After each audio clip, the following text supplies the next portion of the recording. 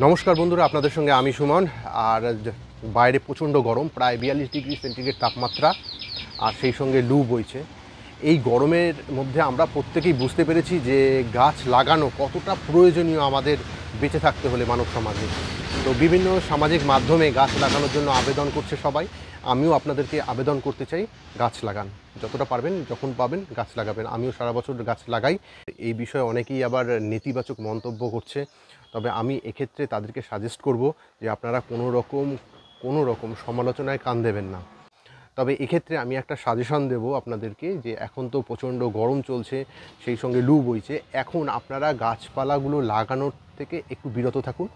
কয়েকদিনের মধ্যেই প্রচণ্ড বৃষ্টি শুরু হয়ে যাবে, বর্ষা নামবে, তখন আপনারা আপনাদের পছন্দের মতো যে কোনো গাছ লাগাতে পারেন। এক্ষেত্রে আমি আরেকটা সাজেশান দেব।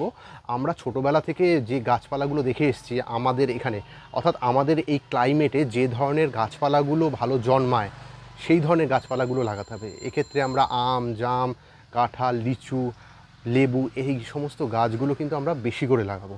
তাতে কি হবে, কি দুটো লাভ আছে এক্ষেত্রে। একটা হচ্ছে পরিবেশের একটা ডেভেলপমেন্ট হবে, সেই সঙ্গে কি হবে, কি আপনি আর্থিক দিক থেকেও কিন্তু লাভবান হবেন।